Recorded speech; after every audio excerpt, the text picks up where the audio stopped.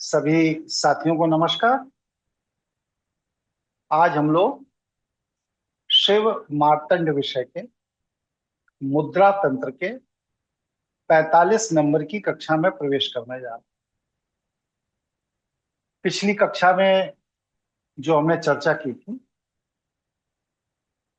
कि एक व्यक्ति के महान साधक बनने के लिए उसे सबसे पहले क्या करना पड़ता है। मैंने बताया था कि सबकॉन्शियस ब्रेन के अंदर जो गंदगी भरी पड़ी है इसे निकालना पड़ता है। और इसके बाद एक वर्ड मैंने यूज किया था, एनर्जी क्लस्टरिंग। मतलब ऊर्जा को व्यवस्थित तरीके से रखना पड़ता है। और जब ऊर्जा आपके अंदर व्यवस्थित तरीके से रख ली जाती है तो आप साधक हो जाते हैं। क्योंकि ऊर्जा अनादि है, अनंत है, अक्षय है, इसलिए आपके अलावा इसे और कोई खत्म नहीं कर सकता। आप इसे अपने ही मस्तिष्क के नकारात्मक भाव से खत्म करते हैं। अगर आप अपने मस्तिष्क के नकारात्मक भाव को नियंत्रित कर लें तो ऊर्जा को कोई कंट्रोल नहीं कर सकता, कोई खत्म नहीं कर सकता। मैंने इसका एक उदाहरण दिया था कि जैसे क्षत्रियों में एक अहंकार होता है कि मेरे पूर्वज बहुत बहादुर थे, उन्होंने इतने युद्ध लड़े, इतने युद्ध लड़े। तो मैंने कहा कि भाई युद्ध लड़ने के लिए पहले शत्रु बनाना पड़ेगा, फिर युद्ध करना पड़ेगा, फिर जीतना पड़ेगा, तब जाकर के आप बहादुर कहलाएंगे। और अगर बहादुर कहलाने की इच्छा छोड़ दें तो ये सारे प्रोसेस को करने की कोई जरूरत नहीं। इसी तरह अगर साधक कहलाने की इच्छा आप छोड़ दें कि मैं साधक हूं, ये प्रमाण पत्र की मुझे जरूरत नहीं, तो आपको दुनिया में किसी आडंबर की जरूरत नहीं।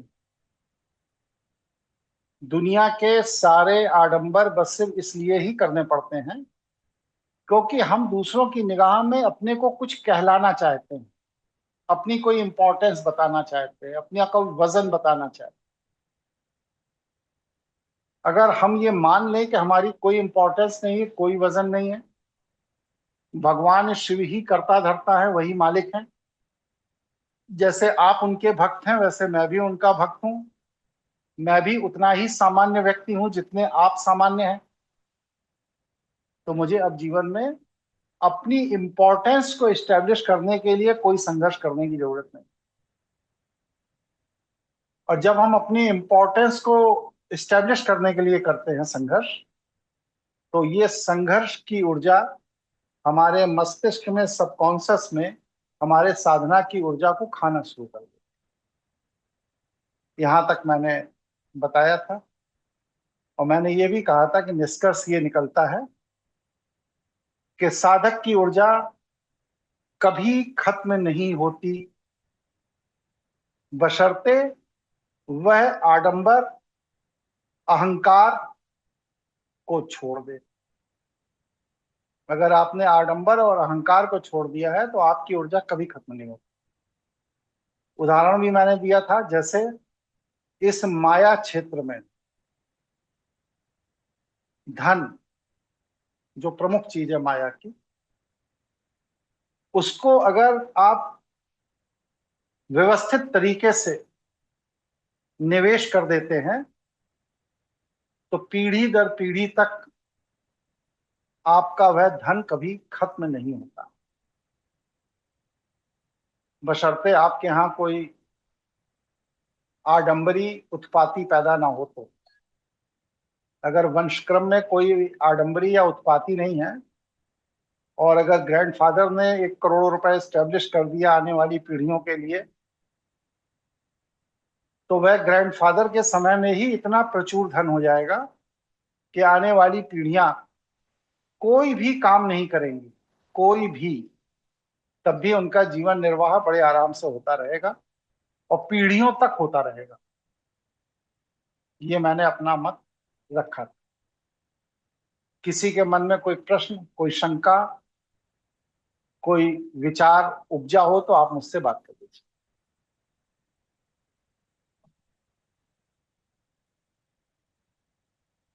क्लियर है सबको? जी गुरुजी, स्पष्ट है। चलो, आप लोग मेरा विरोध नहीं करते हैं, मुझे नेता विरोधी दल एक बनाना पड़ेगा, ठीक है? क्योंकि नेता विरोधी दल होने से ना ज्यादा अच्छी बातें होती हैं। चलिए,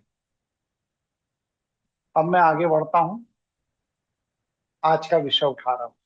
अच्छा, जिस तरह विषय को उठा रहा हूं, ये कुछ उपयोगी लग रहे हैं विषय, या व्यर्थ ही हैं जितनी मेहनत की जा रही है?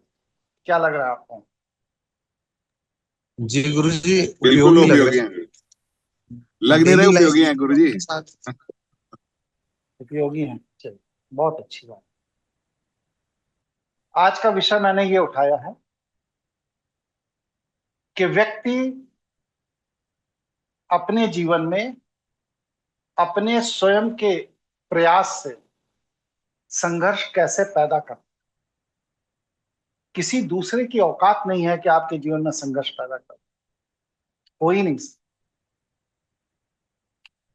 जरा ये पंखा एक पॉइंट तेज करो, ठंड गर्मी लग रही है।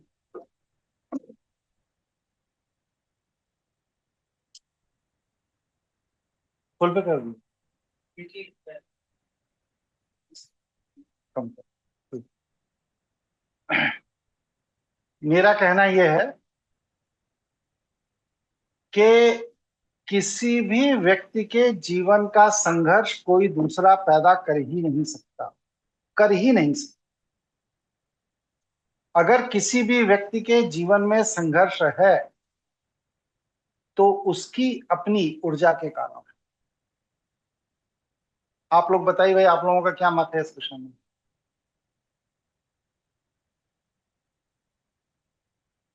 बोलिए, बताइए भाई, आप तो एकदम मौन हो जाते हो। अमित बोल रहा हूँ गुरुजी। ये विचार ही हो सकता है गुरुजी, कि जैसे हाँ कि अमित हम, बोलो। हाँ जी, जैसे कि हम आते हैं मतलब हम जन्म लेते हैं, तो अपनी गलत वृत्तियों के कारण ही मेरे साथ जो कुछ घट रहा होता है उसके कारण घट रहा होता है। बाकी उन वृत्तियों के कारण मेरे डिसीजन भी हमेशा गलत होते चले जाते हैं, जिससे कि संघर्ष बढ़ता चला जाता है। कैसे? साइंस क्या है?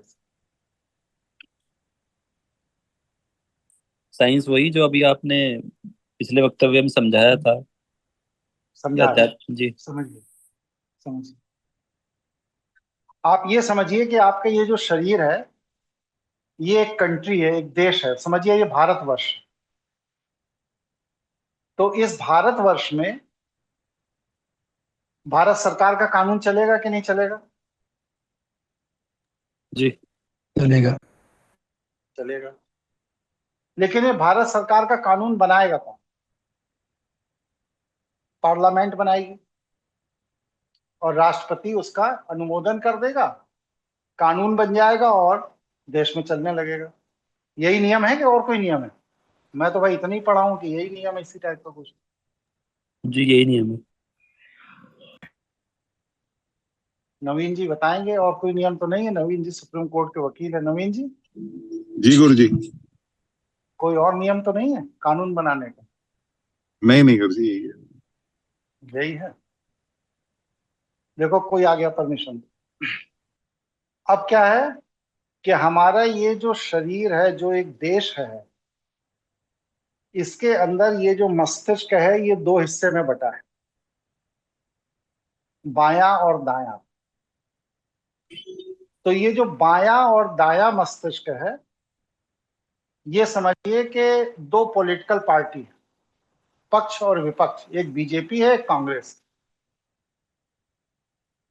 अब क्या है कि बीजेपी वालों की मानसिकता अपनी है और कांग्रेस वालों की मानसिकता अपनी है। एक की मानसिकता क्या है कि विकास हो, लोगों का भी विकास हो, देश की रक्षा प्रणाली ठीक हो, देश की अर्थव्यवस्था मजबूत हो, हमारे वैज्ञानिक अंतरिक्ष में अनुसंधान करें, हमारे सैनिक बॉर्डर पे ताकत के साथ खड़े हों। एक इच्छा ये है। और दूसरे की इच्छा क्या है? देश का विकास हो ना हो, मेरा विकास होना चाहिए। सैनिक बॉर्डर पे खड़े हो ना हो, हमें अपनी सुरक्षा चाहिए।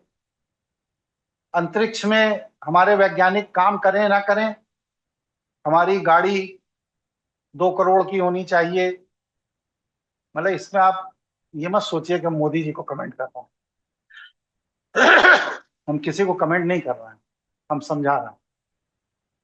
तो क्या है कि एक विचार होता है उन्नतिशील, और एक विचार होता है कि उन्नति हो या ना हो, हमारा स्वार्थ पूरा हो, हमारा काम पूरा हो। यह है नकारात्मक विचार। पार्लियामेंट में, ये मेरी पार्लियामेंट है जो इस शरीर को कंट्रोल करती है, ये कंट्री है। इस पार्लियामेंट में एक तरफ पक्ष बैठा है, एक तरफ विपक्ष बैठा है, और ये जब कोई भी विषय चर्चा के लिए आता है, विचार कोई भी मस्तिष्क के अंदर आता है, तो ये दोनों पक्ष विपक्ष उस पर अपना अपना चिंतन करना शुरू कर देते। और जब पक्ष विपक्ष उस पर चिंतन करना शुरू कर देते हैं तो क्या होता है? जो ज्यादा ताकतवर होता है, अगर आपने अपने जीवन में दुख, तकलीफ, कष्ट, प्रताड़ना को याद कर करके नकारात्मक विचारों को ज्यादा ताकतवर कर रखा है, तो जो विषय आएगा उसमें नकारात्मकता का प्रभाव बढ़ जाएगा, ऑटोमेटिक बढ़ जाएगा। और अगर आपने अपने जीवन के दुखों की चिंता नहीं की, सुखों का चिंतन किया है, अपनी तरक्की का चिंतन किया है, ये सोचा है कि जब मैं इस घर में आई थी तो मेरे पति क्या थे, आज मेरे पति अपने पुरुषार्थ से कहां पहुंच गए, मैं जब इस घर में आई थी तो मेरा स्टेटस क्या था, आज मेरे पति के सहयोग से मैं कहां से कहां पहुंच गई, अब मेरा बेटा कमाने लगा है, वो मेरी कितनी सेवा करता है, कितनी रक्षा करता है, कितनी मदद करता है। पहले अकेले मेरे पति मेरी सेवा रक्षा मदद करते थे, अब मेरा बेटा भी मेरी सेवा रक्षा मदद करता है। इस तरह सकारात्मक विचारों को आपने मजबूत कर दिया, तो क्या होगा कि जो थॉट प्रोसेस में एक विचार आया है, वो विचार सकारात्मक बहुमत के साथ चला जाएगा। और अगर आपके मस्तिष्क में निरंतर नकारात्मक, दूसरों को कष्ट कैसे दें, परेशान कैसे करें, दूसरों को चिढ़ाएं कैसे, दूसरों को तकलीफ कैसे दें, दूसरों को बेइज्जत कैसे करें, ये भाव अगर आपके दिमाग में, तो वो विचार नकारात्मक विचार के साथ चला जाएगा। मतलब जो बहुमत विचार होगा आपके मस्तिष्क के अंदर, आपके अंदर जो नई घटना, नया विचार आया, वो उस बहुमत के साथ चला जाएगा। अब ये मस्तिष्क के अंदर सकारात्मक विचार का संग्रह ज्यादा हो या नकारात्मक विचार का संग्रह ज्यादा हो, ये कौन निर्धारित करेगा?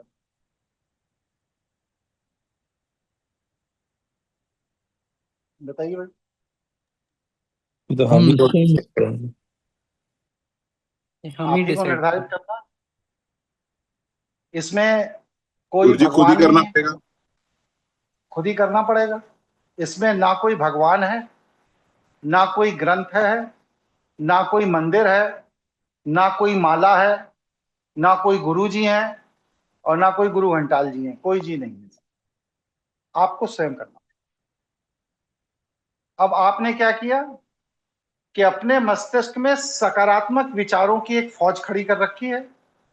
तो वो जो सकारात्मक विचारों की फौज है, वो फौज उस नए विचार को सकारात्मक बनाकर मिड ब्रेन में डाल देगी। मिड ब्रेन का मतलब क्या हुआ? कहां डाल देगी? ब्रह्मांड में। और अगर आपके उसमें नकारात्मक विचारों का दौर ज्यादा है, उसकी ऊर्जा ज्यादा है, तो कोई भी नई बात आएगी तो वह नकारात्मक प्रभाव के प्रभाव में आकर वह मिड ब्रेन में आ जाएगी। जैसे कि अभी एक विचार यह है कि भाई दिल्ली में ऑफिस खोलना है। अगर हम सकारात्मक सोच के हैं तो हमें लगेगा कि अरे भाई अमित जी हमारे दिल्ली में है, नवीन जी हमारे दिल्ली में है, बलजीत जी हमारे दिल्ली में है, एकता जी हमारे दिल्ली में है, सुशील जांगीर जी हमारे दिल्ली में है, वगैरह वगैरह बहुत से साथी हैं जो दिल्ली में हैं। अगर हम दिल्ली में ऑफिस खोल रहे हैं तो इन सब लोगों का हमें सहयोग मिलेगा। ये सकारात्मक विचार है। ये सकारात्मक विचार के साथ दिल्ली में ऑफिस खोलना है, ये सकारात्मक ऊर्जा के साथ मिड ब्रेन में चला गया। मतलब पार्लियामेंट से बिल पास हो गया और सकारात्मक विचार के साथ मिड ब्रेन ब्रह्मांड में चला गया। और इसके विपरीत क्या है? दिल्ली में ऑफिस खोलना है, अरे दिल्ली तो बड़ा महंगा शहर है, वहां तो ऑफिस खोलने की जगह ही 60-70 हजार की मिलेगी, और फिर बिजली का बिल भी देना पड़ेगा, फिर 4 एसी भी लगवाना पड़ेगा, और इसके बाद हम तो वहां 10 दिन ही बैठेंगे, बाकी 20 दिन जो बैठेगा वो पता नहीं किस चाल चलन चरित्र का आदमी होगा, वहां पर गांजा पिएगा, क्या करेगा हमें क्या मालूम। तो क्या हुआ? दिल्ली में ऑफिस खोलना है का विचार नकारात्मक विचारों के साथ मिड ब्रेन में चला गया। अब ये बताइए कि कोई निर्णय सकारात्मक विचारों के साथ मिड ब्रेन में जाए या नकारात्मक विचारों के साथ मिड ब्रेन में जाए, इसमें किसकी भूमिका है? हमारी ही भूमिका है। आपकी ही भूमिका है। अब जब आपकी ही भूमिका है तो इसमें कोई भगवान बीच में आया, कोई मंदिर आया, कोई ग्रंथ आया, कोई माला, कोई आसन, कोई रुद्राक्ष, कोई रत्न, कुछ आया? नहीं आया। आपके ही विचार हैं। अब वो मिड ब्रेन में चला गया, पार्लियामेंट से पास हो गया, बिल जो है मिड ब्रेन में चला गया। मिड ब्रेन माने प्रेसिडेंट हाउस। अब प्रेसिडेंट हाउस में चला गया, रात में 2:30 बजे प्रेसिडेंट आए, मतलब भगवान शिव ब्रह्मांड की ऊर्जा से जुड़े 2:30 बजे रात में, और उन्होंने कहा अच्छा कोई बिल पेंडिंग है? कहा हाँ। उन्होंने कहा लाओ, उन्होंने मोहर लगाई, अप्रूव्ड। और इसके बाद भगवान शिव फिर चले गए 2:30 बजे रात के बाद, और अप्रूवल देकर चले गए। अब अगले दिन सुबह से आपका क्या हुआ कि वो जो आपने निर्धारित करके मिड ब्रेन में भेजा था, प्रेसिडेंट हाउस भेजा था, पार्लियामेंट ने डिस्कशन करके मिड ब्रेन प्रेसिडेंट हाउस भेजा था, उसको राष्ट्रपति ने स्वीकृति दे दी रात में 2:30 बजे। अब क्या हुआ? अगले दिन सुबह से ही, क्योंकि अब वह कानून बन गया, आपका ये जो शरीर है, जो आपका ये देश है, इसके अंदर उसी कानून को इंप्लीमेंट करने के लिए हार्मोन रिलीज होने शुरू हो जाएंगे। अगर आपने सकारात्मक बिल बना दिया है तो सकारात्मक हार्मोन रिलीज होने शुरू हो जाएंगे, नकारात्मक बिल बना दिया है तो नकारात्मक हार्मोन रिलीज होने शुरू हो जाएंगे। और आपके बॉडी की लैंग्वेज, आपके शरीर की दृढ़ता, आपका आत्मविश्वास, आपके उठने बैठने बात करने का तरीका, सब उसी हार्मोन से गवर्न होने लगेगा। और अगर आप सकारात्मक हैं तो प्रगति करेंगे, नकारात्मक हैं तो बैठ जाएंगे।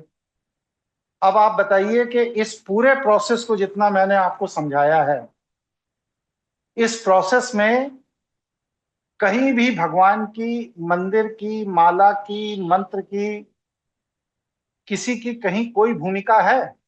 आपके अलावा और कोई जिम्मेदार है आपके सुख या दुख के लिए? बताइए। नहीं है गुरु जी। नहीं है गुरुजी। नहीं है ना? और ये जो ब्रेन का पूरा प्रोसेस है जो मैं बता रहा हूं, इसी तरह निर्णय होते हैं हमारे मस्तिष्क के अंदर, कि और कोई तरीका है निर्णय होने का?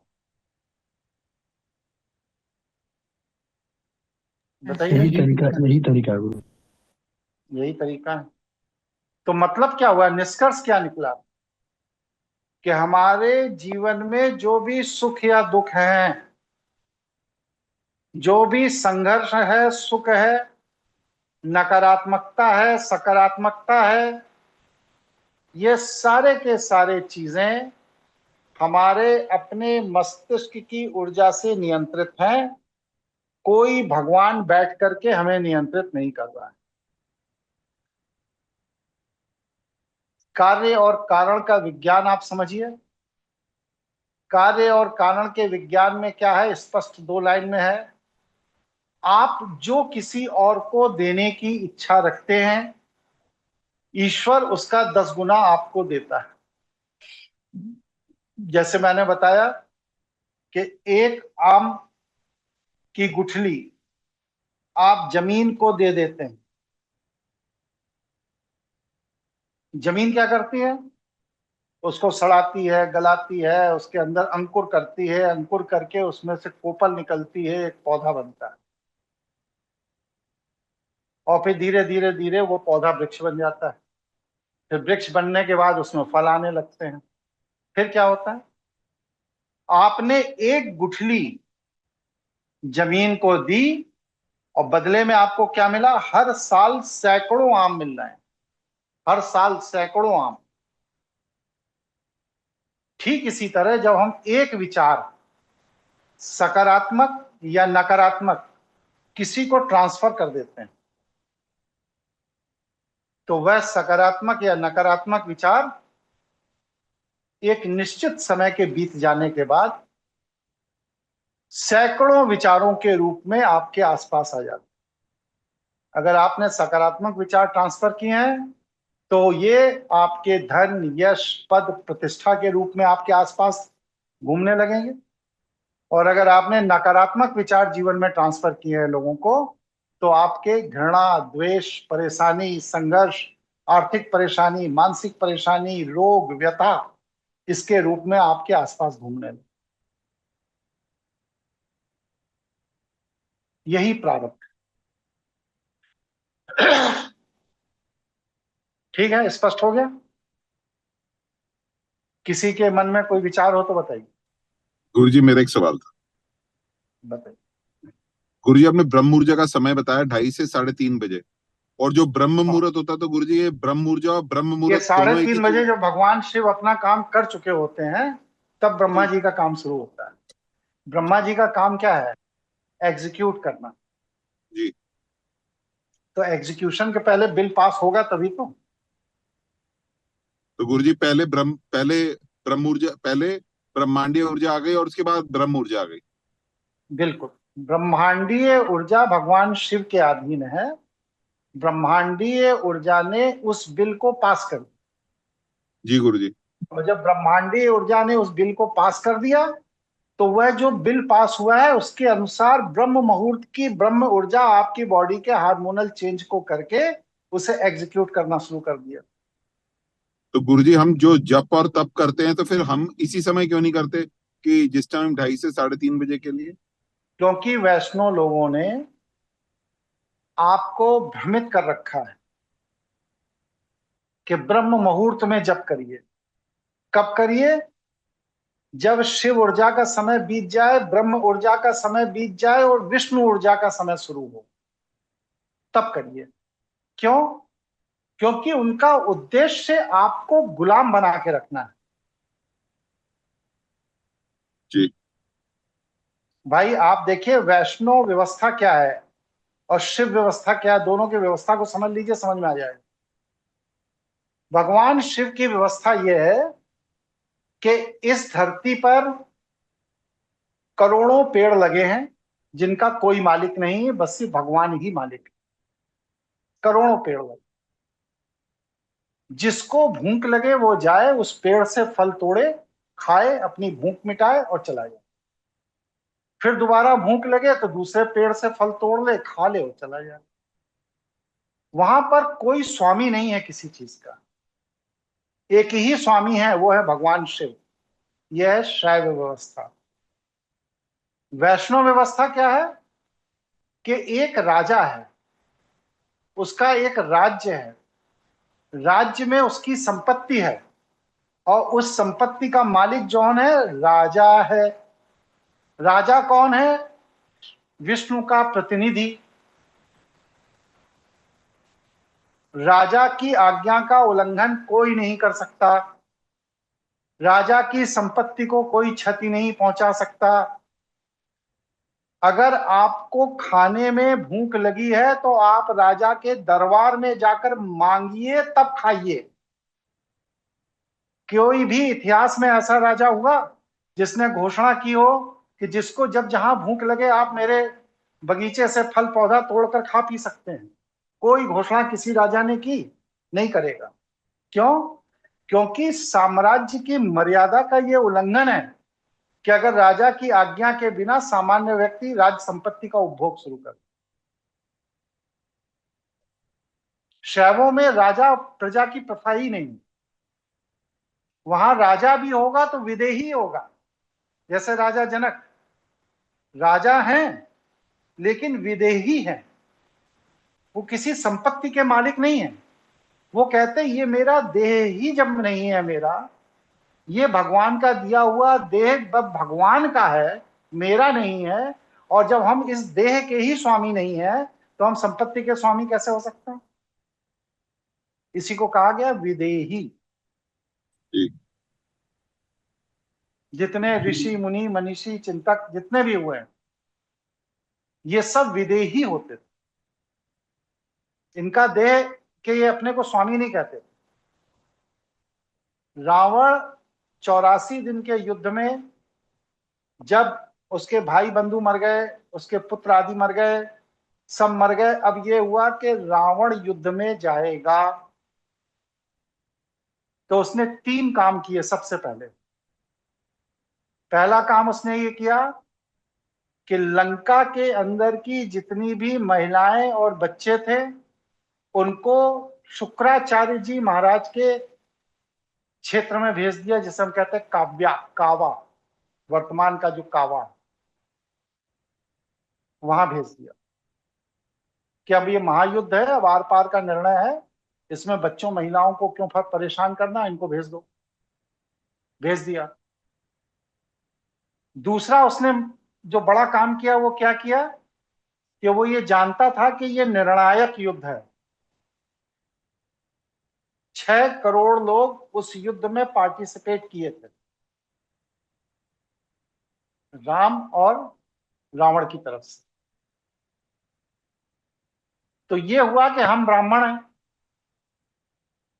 इस युद्ध में अगर मान लीजिए हमारा पल्ला कमजोर हो गया, जो कि होना है क्योंकि मैंने राम को त्रिलोक विजय अनुष्ठान करवा दिया है, मेरा अनुष्ठान सफल होगा तो मैं मरूंगा, ये वो जान गए। तो कहा कि जब मेरा कुलवंश खत्म होगा तो मैं ब्राह्मण हूं, मेरा पिंडदान करने के लिए कोई एक व्यक्ति मेरे कुल का होना चाहिए जीवित। तो उसने विभीषण को समझाया और कहा तुम राम की शरण में चले जाओ, तुम राम की शरण में चले जाओगे तो तुम जिंदा बच जाओगे, और जब ये पूरा कुलवंश युद्ध में खत्म हो जाएगा फिर क्या होगा कि तुम हम लोगों का पिंडदान कर सकोगे। तो दूसरा धार्मिक कृत्य कार्रवाई के लिए उसने विभीषण को राम के शरण में भेज दिया, क्योंकि विभीषण कभी युद्ध नहीं लड़े पूरे जीवन। विभीषण को युद्ध लड़ने का कोई अनुभव नहीं था। वो शास्त्रीय ब्राह्मण थे, पूजा पाठ करने वाले कर्मकांडी ब्राह्मण, इसलिए उन्होंने राम की शरण में भेज दिया। और तीसरा काम उसने ये किया कि जब निर्णायक युद्ध का समय आया तो उसने अपनी सारी धन संपदा संपत्ति राजमार्गों पर फेंकवा दी। उसने कहा अगर ये धन संपदा संपत्ति रहेगी तो प्रजा के लोग राजमहल के अंदर घुसकर लूट करेंगे, इसलिए राजमहल के अंदर जितनी भी बहुमूल्य चीजें हैं इनको पहले से ही जनता को दे दो, जिससे कि जब मैं ना रहूं तो राजमहल में स्त्रियों का अपमान ना हो। इसलिए उसने सारी बहुमूल्य चीजें सड़क पर फेंकवा दी। तो ये क्या है? ये विजन है, दृष्टि है। ऐसा क्यों किया? क्योंकि वह भगवान शिव का उपासक है। सर्वस्व को त्यागने का साहस है उसमें। इसलिए ये कृत्य एक शैव राजा ही कर सकता है। इतिहास में कोई एक वैष्णव राजा आप बता दीजिए जिसने युद्ध पर जाने के पहले अपना सर्वस्व जनता के बीच में दान कर दिया हो और फिर युद्ध पे चला गया हो। एक नाम है कोई? नहीं गुरुजी, कोई ध्यान में नहीं। कोई नाम नहीं। इसलिए रावण महान है, क्योंकि उसका विजन है, थॉट है, चीजें हैं। शैव जीवन शैली का व्यक्ति ना तो कभी किसी को अपने गुलाम बनाता है, ना कभी किसी का शोषण करता है, ना कभी किसी को अपने ऊपर हावी होने देता है। क्यों? क्योंकि वह निस्वार्थ समाज में काम करता है। उसका काम बस सिर्फ इतना ही है, आपके बिहाफ पर भगवान शिव को एप्लीकेशन लगा दे, जैसे एक वकील करता है कि वह आपके बिहाफ पर सुप्रीम कोर्ट में मुकदमा दाखिल करता है, प्रार्थना करता है कि ये अपराधी है, इसके अपराध को क्षमा करिए, इसके दंड को कम करिए और भविष्य में यह अपराध नहीं करेगा, ये कमिटमेंट है। अगर सुप्रीम कोर्ट चाहता है तो उसके मृत्यु दंड को आजीवन कारावास में बदल देता है, नहीं है तो माफ भी कर देता है। ये सुप्रीम कोर्ट का डिस्क्रिशन। उसी तरह ये भगवान शिव का डिस्क्रिशन है। हम बस सिर्फ आपके ब्याह पर वहां एज ए एडवोकेट एप्लीकेशन लगाते हैं। अगर आपने पूर्व जन्म के संचित पापों में इतना दुष्कृत पाप की गठरी अपने ऊपर बांध रखी है कि जिसका कोई विकल्प नहीं है, फिर सुनिए, अगर आपने पूर्व जन्म में अपने किए हुए दुष्कृत्य की गठरी इतनी बड़ी अपने ऊपर बांध रखी है जो क्षमा के योग्य नहीं है, तो मेरी एप्लीकेशन सुप्रीम कोर्ट रिजेक्ट कर देगा, कहेगा नहीं, दंडित होगा आदमी। लेकिन ज्यादातर केसों में अच्छे वकील सजा कम करा देते हैं या सजा माफ करा लेते हैं। तो हम लोग एक एडवोकेट हैं जो भगवान की अदालत में आपके ब्याह पर अनुष्ठान पूजा करके अपनी बात रखते हैं। ईश्वर की इच्छा होगी, क्योंकि हम तो आपके इसी जन्म में पाप की गठरी देख रहे हैं ना। पूर्व के जन्मों के जन्म जन्मांतर की पाप की गठरी तो वह बैठा हुआ अदालत का मुखिया भगवान शिव देख रहा है, और उसने कहा कि नहीं, यह पाप की गठरी बहुत बड़ी है, तो फिर उसे हम कुछ नहीं कर सकते। इसीलिए कोई भी ब्राह्मण अगर ये कहता है कि ये अनुष्ठान कराइए, गारंटी से ये रिजल्ट आएगा, तो वो एकदम गलत कहता है, धूर्त है, मक्कार है, बेईमान है। हाँ, ये अनुष्ठान कराइए, ये रिजल्ट आ सकता है, क्योंकि कार्य और कारण की व्यवस्था में इस अनुष्ठान से ये रिजल्ट मैंने आते हुए देखा है। कोई भी मजा हुआ वकील, कोई भी मजा हुआ वकील कभी ये गारंटी नहीं लेता क्लाइंट से कि आप ये मुकदमा करिए और ये ऑर्डर मैं लेकर आ ही जाऊंगा।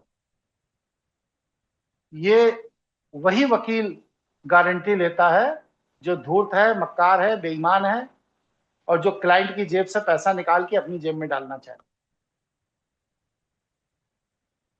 बताइए नवीन जी, आपका क्या कहना है? मेरा आप भी बिल्कुल यही वकील कहना है गुरुजी, हम तो यही प्रैक्टिस करते हैं। हम तो जज है ही नहीं गुरुजी, न्याय तो उसने करना है, हम तो सिर्फ रिप्रेजेंटेटिव्स हैं। बस हम तो अपना बेस्ट केस प्रेजेंट करेंगे, बाकी न्यायाधीश ऊपर बैठे हैं। न्यायाधीश बैठा है, दूसरा सरकार की तरफ से जो काउंटर डिजवाइंडर आएगा। मैं तो वो बात कह रहा हूं ना जो आपने मुझे बताई, मैं उतना कह रहा हूं। लेकिन सरकार की तरफ से जब काउंटर आएगा तो उस काउंटर में आपका सारा पाप का पुलंदा सरकार भेजेगी, और अगर वो पाप के पुलंदा इतना बड़ा है कि उसमें आपकी कही हुई बात गलत निकल जाती है, तो उसमें मैं क्या कर सकता हूँ? बिल्कुल ठीक है गुरुजी, इसलिए क्रिमिनल केसेस में हिस्ट्री शीट आती है। हिस्ट्री सीट आती है, सिविल में भी आती है, क्रिमिनल में भी आती है, टैक्सेशन में भी आती है, सब जगह सरकार काउंटर लगाती है। जी। तो इसलिए जो एक शैव उपासक है, शैव आचार्य है, शैव राजा है, जो भी है, वो भगवान शिव पर छोड़ता है, आपके ब्याह पर वहां एप्लीकेशन लगाता है, और ज्यादातर मामलों में रिलीफ मिलती ही है। 80-85% मामलों में, एक्स्ट्रा ऑर्डिनरी केसों में भी आराम मिलता है। लेकिन कोई भी अगर आचार्य ये कहता है कि हम 100% गारंटी है कि ठीक कर देंगे, गलत, वो धूर्त है, उससे बच के रहिए। ठीक है, किसी का कोई मत हो, कोई विचार हो तो अपनी बात रखिए, फिर अगली बात पे आया जाए। गुरुजी मेरा एक छोटा सा सवाल और। बिल्कुल पूछिए। गुरुजी फिर ब्रह्मा विष्णु महेश, ये जो तीन शक्तियां जिनकी हम बात करते हैं, तो गुरुजी इनका क्या अभिप्राय है फिर? देखिए, ब्रह्मा को ओरिजिन का देवता माना गया है, उत्पत्ति का कारक। ब्रह्मा मूलतः पृथ्वी के देव नहीं। पृथ्वी के अंदर कोई भी 5 मुंह का आदमी आज तक नहीं हुआ। ये अनुनाकी हैं। अनुनाकी माने एलियन, जो मंगल ग्रह से, वहां के महायुद्ध के कारण जब वह पूरे ग्रह पर परमाणु हमले होने लगे, तो ये 1 लाख बच्चों के भ्रूण को लेकर के पृथ्वी पर आ गए,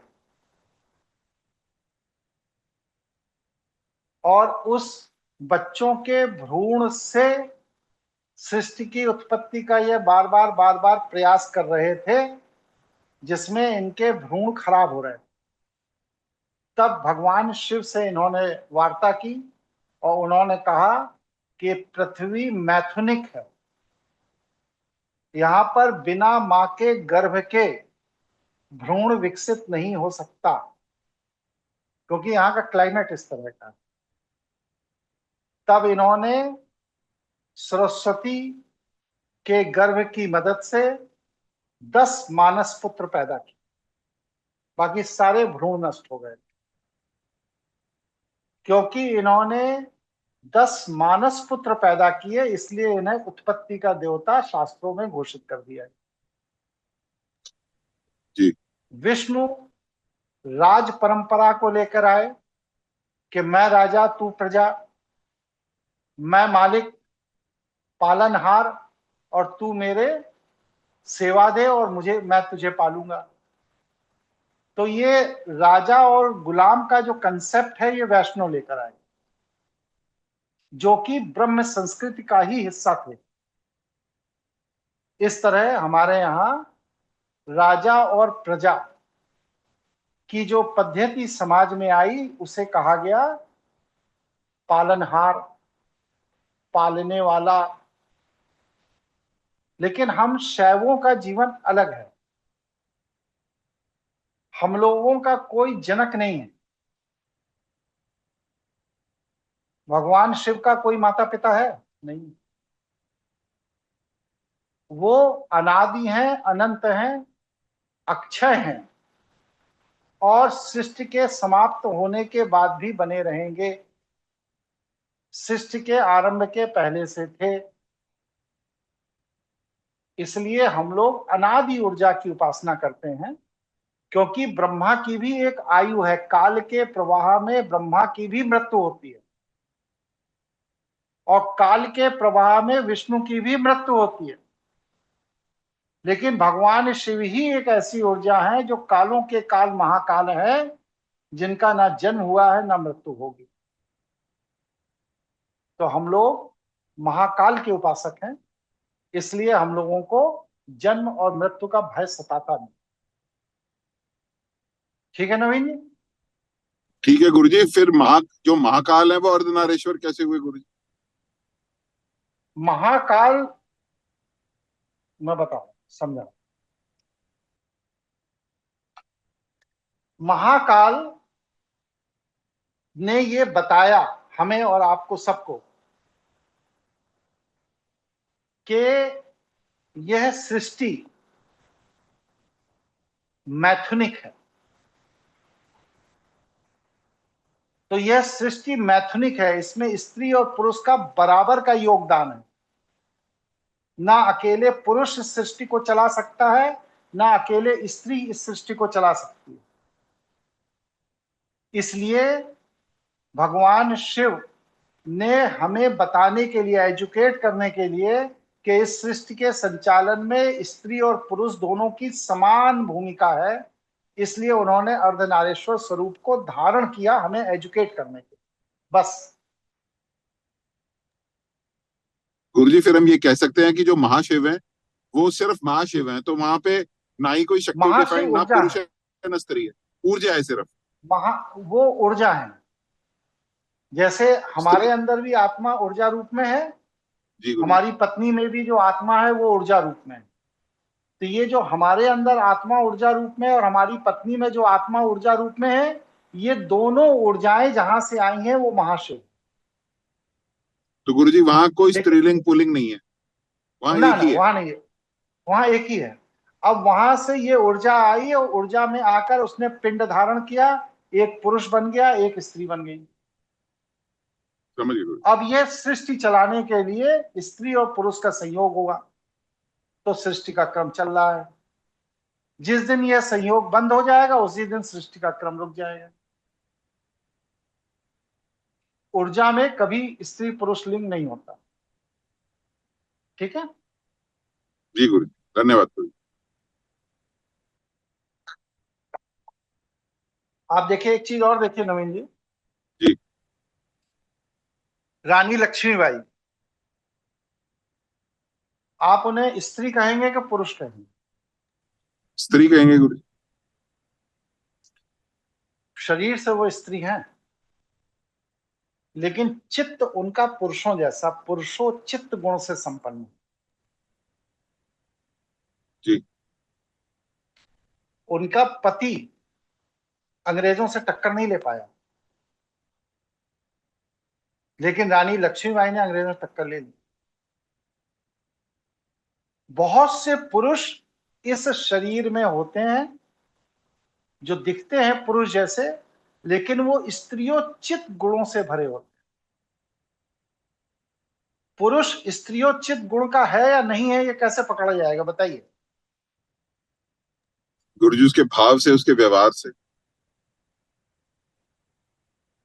और कोई साथी बताइए।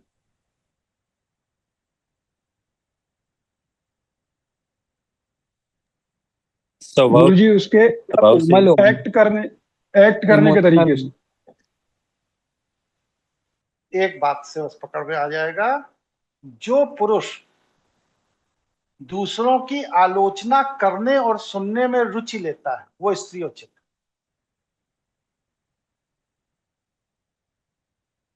एक लाइन की बात खत्म।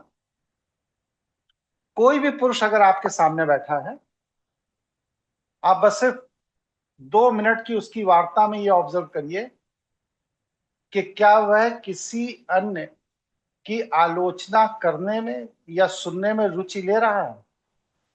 ले रहा है तो वो स्त्रियोचित है। ऐसे व्यक्ति को कंट्रोल करना बहुत सरल होता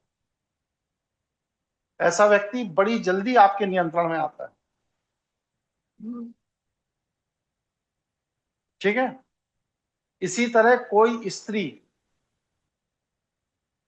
पुरुषोचित कैसे है, उसको देखना हो तो जो स्त्री बस सिर्फ to the point, target to target बात करे, और कोई बात ही नहीं करे दाएं बाएं इधर उधर ऊपर नीचे, टारगेट टू टारगेट बस सिर्फ बात करे, वो पुरुषोचित गुणों की है। उसको आप कंट्रोल नहीं कर सकते, बहला ही नहीं सकते उसको। तो यह इस जन्म में स्त्री हो गए, लेकिन पूर्व जन्म का जो पुरुष चित्त है वह ऊर्जा के साथ संयोग करके इस जन्म में स्त्री पिंड में आ गया। इसलिए आपका पिंड स्त्री है, मशीन जो है वो लेडीज हो गई, लेकिन उसके अंदर जो एनर्जी है वो पुरुष है। उनको कहते हैं पुरुषोचित स्त्री। हमारे यहाँ वेदों में पुरुष का बड़ा महत्व है। पुरुष के ऊपर तो एक विशेष उपनिषद भी है, पुरुषों का निर्माण कैसे किया जाए, पुरुषों का विशेष महत्व है। तो वेदों में जो आप ये स्त्रियों को पाते हैं ऋषि पत्नी, ऋषि कन्या के रूप में, ये सारी ऋषि पत्नी, ऋषि कन्या वही स्त्रियां हैं जिनका चित्त पुरुषोचित। अगर स्त्री का चित्त पुरुषोचित नहीं है तो वह वेद पाठ की अभ्यासनी हो ही नहीं सकती, क्योंकि उसका चित्त चंचल होगा, और चंचल चित्त का व्यक्ति वेद पाठ नहीं कर सकता। इसीलिए वेद हमारे यहाँ जन सामान्य के सुनने पढ़ने के देखने का विषय नहीं है, ये स्थिर बुद्धि के व्यक्ति का विषय है। और सबसे ज्यादा चंचल चित्त कहां पाया जाता है? समाज में पुरुषों में सबसे ज्यादा चंचल चित्त कहां पाया जाता है? नहीं नहीं पता मालूम गुरुजी, है, कहिए नहीं मालूम। नहीं मालूम। शूद्रों में पाया जाता है। आपको देखिए, सुबह जब वो नौकरी करने जाएगा या मजदूरी करने जाएगा तो वो क्या कहेगा? यही कहेगा कि हम रोजी रोटी के लिए नौकरी कर रहे हैं, पापी पेट का सवाल है। दिन भर मेहनत भी करेगा, और शाम को जब उसको 700-800 रुपए का पेमेंट मिलेगा तो वो पापी पेट के लिए अनाज खरीदने नहीं जाएगा, पहले दारू के ठेके पे जाएगा, दारू पिएगा, फिर पैसा बचेगा, तब पापी पेट के लिए कुछ लेगा। मतलब कि जो संकल्प करके आप चले और जिस संकल्प के तहत आपने दिन भर काम किया, और जैसे ही पैसा आया वैसे ही आपका चित्त बदल गया। अब आप पापी पेट के लिए सामान लेने बनिया के यहां नहीं गए, पहले दारू के ठेके पे पहुंच गए, दारू पिया, फिर बनिया के यहां गए। प्रायोरिटी चेंज हो गई आप।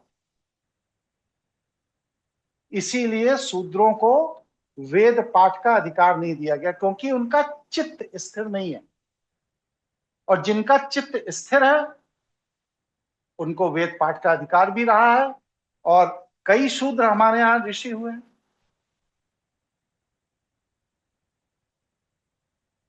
तो हमारे यहां अनादिकाल से आज तक, आप सब छोड़िए, कॉर्पोरेट हाउस का कोई व्यक्ति है अपने यहां जुड़ा हुआ जो कॉर्पोरेट में नौकरी करता हो? जी गुरुजी। नाम बताइए आप। सुशांत बोल रहा हूँ गुरुजी। सुशांत जी, आपके कॉर्पोरेट में अस्थिर चित्त के व्यक्ति को नौकरी पर रखा जाएगा या निकाल दिया जाएगा?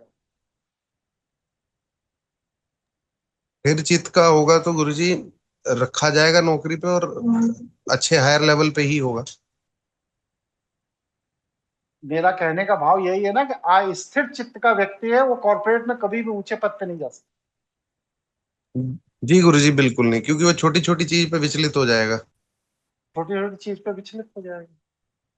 तो मतलब जो छोटी छोटी चीजों पर विचलित हो रहा है उसका चित्त स्थिर नहीं है, और उसका चित्त स्थिर नहीं है इसलिए उसको एडमिनिस्ट्रेशन की चाबी नहीं दी जा सकती। और हमारी वैदिक संस्कृति में वेद एडमिनिस्ट्रेशन की चाबी है, इसलिए वह शूद्र को नहीं दी जा सकती।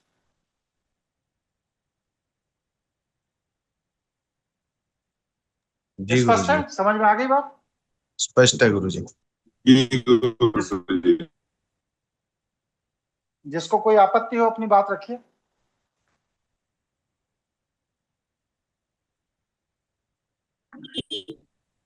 गुरुजी, क्या कुंडली से देखा जा सकता है विवाह के लिए? किसी का विवाह हो तो ये चीजें, क्या हम किसी के लिए भी कुंडली में देख सकते हैं ये वाला चित्त जो बिल्कुल आपने देख बताया सकते गुरु? हैं। लग्न जब जन्म हुआ है बच्चे का, उस समय जी लग्न अगर स्थिर योग में है तो व्यक्ति लड़का हो या लड़की वो स्थिर चित्त का ही होगा। और अगर जन्म के समय उसकी लग्न चर में है तो वह स्थिर चित्त का नहीं होगा। ठीक है, और कोई प्रश्न किसी का? आगे बढ़े। जी गुरुजी।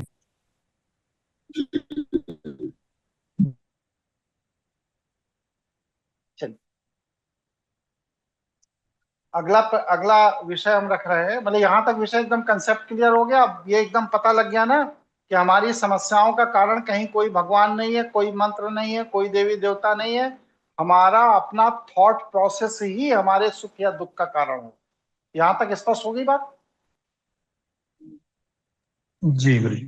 गुरुजी जी गुरु। लेकिन एक सवाल था गुरुजी इस बात। बोलिए। गुरुजी सवाल ये था कि ये हमारे बस में तो है, लेकिन जो व्यवहार है या जो आउटसाइड फोर्सेस हैं वो हमें कंपल्शन करती हैं, तो हम ये डिसीजन लेने में तभी तो डिस्टर्ब होते हैं गुरुजी। चाहे वो कोई भी सर्कमस्टांसेस हो, चाहे वो हमारे फादर हो, मदर हो, भाई हो, बीवी हो, बच्चे हो, वो कोई ना कोई ऐसा सर्कमस्टांस करते हैं जिससे क्रय कलेश पैदा होता है और उसमें हम डिसीजन ले नहीं पाते, हमेशा उसी में फंसे रहते हैं, जिसको हम ग्रह के लिए भी कह देते हैं, कुंडली से भी कह देते हैं। तो गुरुजी वो कोई ना कोई एक्सटर्नल फैक्टर तो है ही गुरुजी, जहां से बाहर से आ रहा है वो। भैया मेरे, ये बताइए कि एक्सटर्नल फैक्टर, अभी मैं एक छोटी सी बात बता रहा हूं, आप इसको उदाहरण से समझिए। जी नवीन जी, अभी आप मोटरसाइकिल से अपनी पत्नी को लेकर के घर आ रहे हैं, रात में 2 बज रहे हैं। जी रास्ते में आपको 2 चोरों ने पकड़ लिया। अब एक ने आपके कनपटी पे पिस्तौल लगाई और दूसरे ने कहा कि जो जेब में रखा है वो दो, और अपनी बीवी से कहो कि जो जेवर है वो दे दो, नहीं तो गोली मार देंगे। आप क्या करेंगे? गुरुजी कोई ऑप्शन नहीं होगा जो वो कहेगा दे देंगे बीवी को बचाने के। बीवी को बचाने के लिए दे दो। अब वही चोर आपसे कह रहा है कि अपनी बीवी भी हमको दे दो, अब आप क्या करेंगे? तो फिर उसको मारेंगे। आप मार देंगे। तो जी कंपल्सन कहाँ है? आपके ब्रेन के अंदर है ना। प्रायोरिटी तुरंत बदली कि नहीं बदली? जब तक वो बदल गई जेवर और गुरुजी। पैसा मांग रहा था, जब तक वह जेवर और पैसा मांग रहा था, तब तक आपको यह था कि कोई बात नहीं, ले जाने दो, दोबारा कमा लेंगे और दोबारा जेवर खरीद लेंगे, क्योंकि विकल्प है आपके पास। जी जी और जैसे ही उसने कहा कि अपनी बीवी भी हमको दे दो, वैसे ही आप अपने सामर्थ्य के अनुसार भिड़ जाएंगे। ऐसे कैसे दे दें अपनी पत्नी? जी तो परिस्थिति वही है, परिस्थिति नहीं बदली, आपका माइंडसेट बदला। जी यही गुरुजी। चीज हर जगह है। यही चीज हर जगह है। आपके हर समझ निर्णय गए। आपके अपने माइंडसेट के कारण बदलते हैं। अब जैसे मैं हूं, मेरे किसी नातेदार, रिश्तेदार, दोस्त, मित्र, शिष्य, किसी की ये स्थिति नहीं है जो ये कहे कि मैं ऐसा कह रहा हूं, गुरुजी ऐसा ही करेंगे। किसी की नहीं है, शुरुआत से नहीं है। मेरे माता पिता की भी नहीं थी। वो कहते थे मैं कह दूंगा, उसकी इच्छा होगी तो वो करेगा। क्यों? जी क्योंकि हमने अपने आसपास ऐसा एटमॉस्फेयर बचपन से बना के रखा कि कोई भी आदमी मुझे कमांड ना कर सके, कोई मुझे निर्देश ना दे सके, भले ही वो मेरे माता पिता ही क्यों ना हो। और जस्ट और जेन्युइन बात है तो मैं बिल्कुल करूंगा, नहीं है बिल्कुल नहीं करूंगा, दबाव में नहीं है। तो ये एटमॉस्फेयर अपने आसपास आपको खुद बनाना पड़ेगा। ठीक है गुरु। ठीक है नहीं? खुद बनाना। बहुत स्पष्ट हो ज्यादा गया। लिबरल जी लिबरल रहने वाला व्यक्ति हमेशा समस्या में बना रहेगा। चलिए, और किसी के मन में कोई विचार, कोई प्रश्न, अगले बिंदु को उठा लूं? ये जो बिंदु अभी उठाया था, ये उपयोगी है जीवन के लिए कि नहीं है? अनावश्यक तो नहीं बोल दिया मैंने? नहीं गुरुजी, बहुत उपयोगी। बहुत और उपयोगी। सबसे बड़ी बात तो ये पता लगी कि चैलेंजेस अगर किसी भी चीज को करने में आ रहे हैं, उसको कैसे केटर करना है।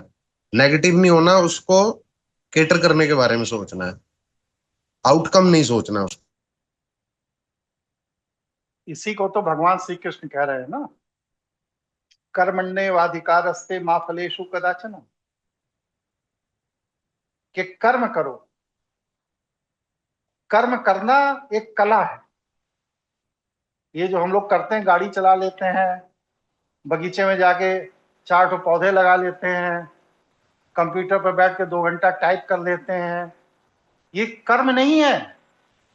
कर्म, अकर्म, विकर्म, सकर्म, निकर्म, 9 तरह के हैं ये पूरा एक विज्ञान है इसका। और हम लोग उस विज्ञान को नहीं जानते हैं, इसीलिए कर्म की एनर्जी हमारे साथ खेलती है। और जो इस पूरे विज्ञान को जानता है, वो कर्म की एनर्जी के साथ खेलता है।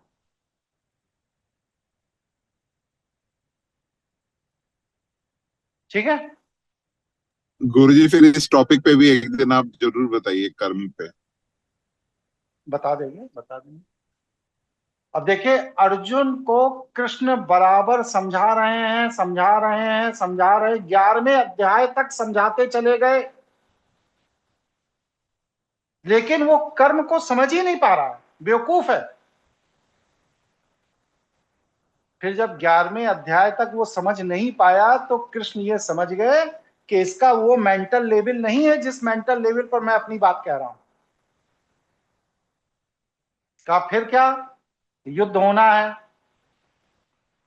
समय नहीं है एजुकेट करने का, ट्यूशन देने का। कहा क्या, कहा फिर उसे अपना विराट रूप दिखा देता हूं, जिससे वो जल्दी एजुकेट हो जाए।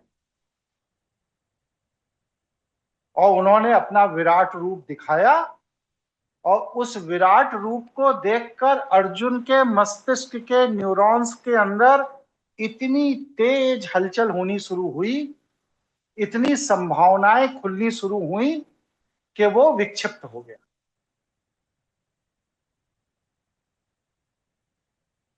उसका मस्तिष्क काम करना बंद कर दिया। फिर अर्जुन ने उसको शांत किया, फिर कृष्ण ने अर्जुन को शांत किया। और जब शांत हुआ मस्तिष्क, तब अर्जुन कहता है कि हे कृष्ण, मुझे क्या करना है तू बता। तो कृष्ण क्या कहते हैं उससे, कृष्ण क्या कहते हैं बताइए। कृष्ण ने ये तो कहा नहीं कि जा तू युद्ध कर, जबकि युद्ध करने के लिए ही 11 अध्याय तक उसको प्रेरित करते चले आए। लेकिन जब उसका मन शांत किया कृष्ण ने, और वह समझ गया कि ये जो सामने खड़ा है ये सामान्य व्यक्ति नहीं है, ये अद्भुत है, इसके बाद अर्जुन पूछता कि हे कृष्ण, मैं क्या करूं। तो जो 10 अध्याय में समझाते चले आए, युद्ध कर, युद्ध कर, युद्ध कर, युद्ध कर, ये नहीं कहा कृष्ण ने। कृष्ण ने कहा यथेच्छसि तथा कुरु। हे अर्जुन, तेरी जो इच्छा है तू वो कर। क्यों? क्योंकि अब मेरे विराट रूप को तूने देख लिया, मेरा कंसेप्ट तूने समझ लिया। विराट रूप क्या है? कोई वहां ये नहीं कि वो 50 फीट के आदमी हो गए और उनका इतना मुंह हो गया और ये हो गया, उसमें धुआं निकलने लगा, आग निकलने लगी ना। कंसेप्ट को तुमने समझ लिया है, मेरे पूरे कंसेप्ट को, काल के कंसेप्ट को समझ लिया। काल के कंसेप्ट को समझ लिया। योग माया, महामाया तुझे समझ में आ गई। अब तू माया के बंधन से ऊपर आ गया। अब तुझे पता है कि तुझे क्या करना है। अभी तक तुझे 10 अध्याय में नहीं पता था कि तुझे क्या करना है। अब मेरे कंसेप्ट को समझने के बाद तुझे पता लग गया कि तुझे क्या करना है। इसलिए अब मैं ये नहीं कहूंगा तू युद्ध कर, अब मैं कहूंगा यथेच्छसि तथा कुरु। हे अर्जुन, जो तेरी इच्छा है तू वो कर। तब अर्जुन ने गांडी उठाया। तो जब तक आप कंसेप्ट को नहीं समझोगे, कंसेप्ट कैसे समझा जाएगा? बताइए भाई, कंसेप्ट कैसे समझा जाएगा?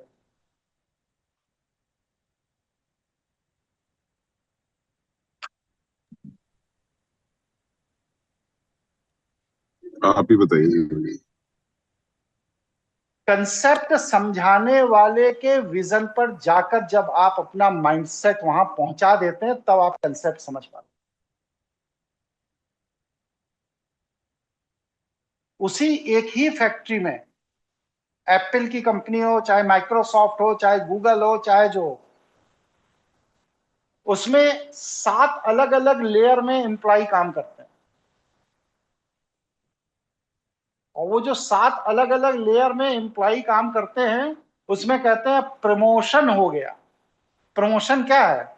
प्रमोशन ये है कि तुम लेबर थे, अब तुम सुपरवाइजर वाला कंसेप्ट समझ चुके हो कि लेबर से काम कैसे लेना है, इसलिए अब तुम सुपरवाइजर हो गए।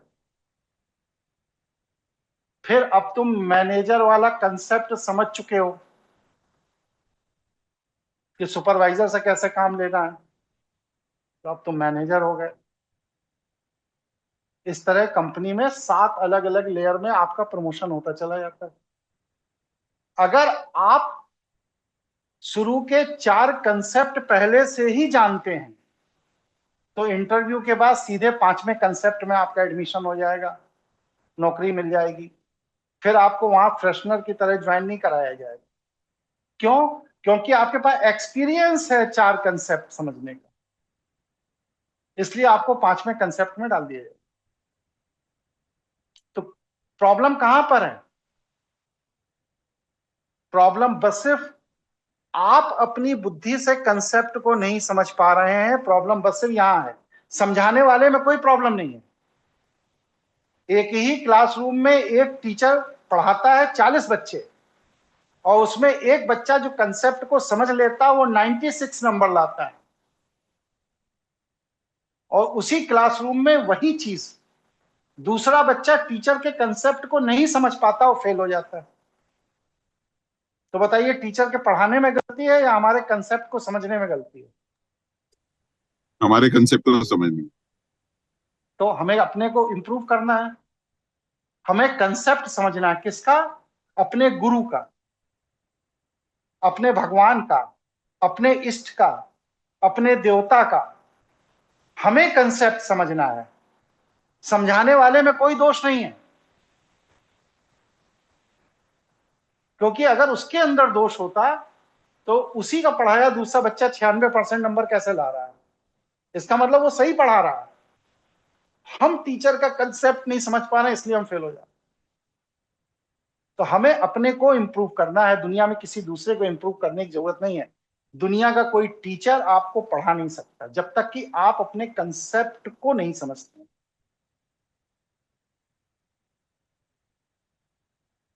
स्पष्ट? किसी के मन में कोई भेद हो तो बताइए, कोई विचार हो, कोई चिंतन हो, कोई विरोध हो।